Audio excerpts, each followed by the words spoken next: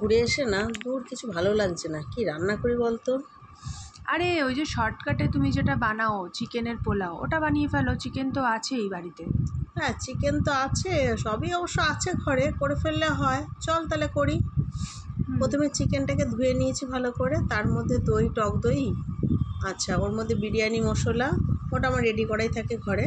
বিরিয়ানি মশলা দিয়েছি, ধনেপাতা কুচি দিয়েছি, আর তোর ওর মধ্যে একটু মেখে ভালো করে ওটাকে ভালো করে ম্যারিনেট করে রাখবো এবার ওটাকে। আর কিছু দেবো না, নুন টুন কিছু দেবে না? না নুন টুন কিছু দিইনি, এমনি ওটাকে ম্যারিনেট করে রেখে দিয়েছি ধনেপাতা কুচি আর বিরিয়ানি মশলা দিয়ে। ও বেশ অনেকক্ষণ, টক দই ছিল ওর মধ্যে মেশানো। এরপর তোর আলু আমি ভেজে নেব, রিফাইন তেল দিয়েছি কড়াইতে, দিয়ে আলুটাকে হালকা করে ভেজে নিয়েছি। আচ্ছা, আর আলু বাঙালির তো আলু লাগেই জানিস।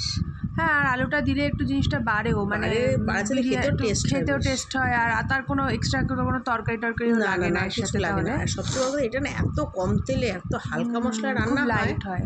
আচ্ছা, ব্রাউনিশ করে আলুটা ভাজতে হবে। তুলে নিয়েছি, এবার কড়াইতে একটু ঘি অ্যাড করলাম। আচ্ছা, ওই তেলে? হ্যাঁ ওই তেলে একটু অল্পই ঘি অ্যাড করলাম। এবার পেঁয়াজ কুচোনো ছিল, সেটা পুরো পেঁয়াজটা দিয়ে ভালো করে পেঁয়াজটা ভাজবো। তো একটু হালকা ব্রাউনিশ টাইপের করবো পেঁয়াজটা।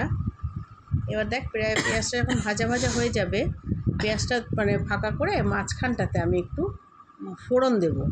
সবাই আগে দেয়, আমি ঠিক এই সময় ফোড়নটা দিয়েছি।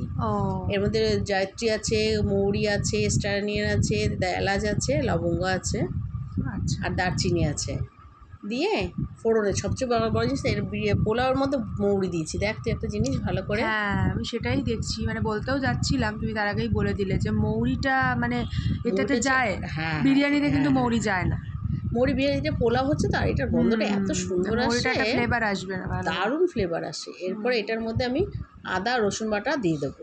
আচ্ছা, এবার আদা রসুন বাটাটা দিয়ে পেঁয়াজটা একটু নেড়ে ছেড়ে, তারপরে এর মধ্যে যে ম্যারিনেট করে রেখেছিলাম টক দই, বিরিয়ানি মশলা, ধনেপাতা দিয়ে, এবার ওই চিকেনটা আমি এর মধ্যে দিয়ে দেবো।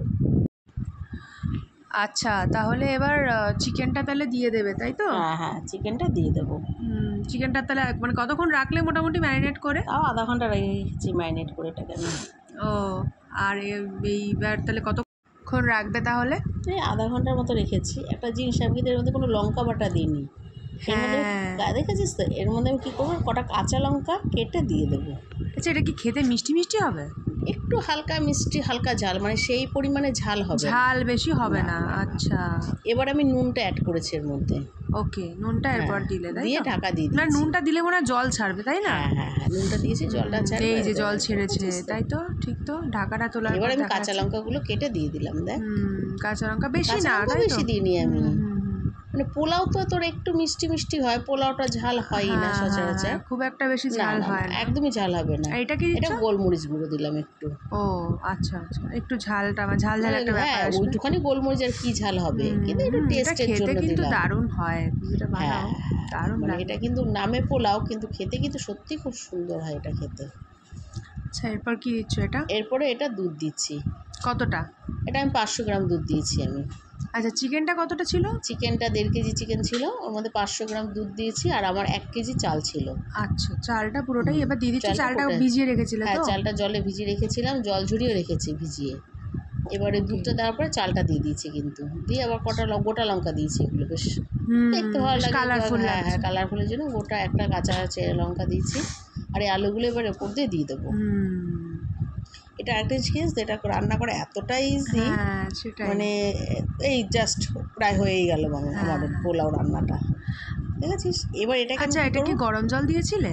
হ্যাঁ একটু গরম জল দিয়েছি, মানে যাতে, আর সবচেয়ে এবার একটু দমে বসিয়ে দেবো। আচ্ছা, কতক্ষণ রাখবে দমে? দমে মিনিট 15-20 রাখবো। দেখ বিরিয়ানি আমার রেডি হয়ে গেল। চালটা বেশ একদম, মানে চালটা কিন্তু বেশ মানে দানা দানা রয়েছে একদম। দেখ পোলাও রেডি, ঝুরঝুরে হয়েছে, বেশ বেশিক্ষণ লাগেও না, কোনো খাটনি নেই, একদম ইজি, আর খেতেও সেই রকম। মাংসটা খুব সুন্দর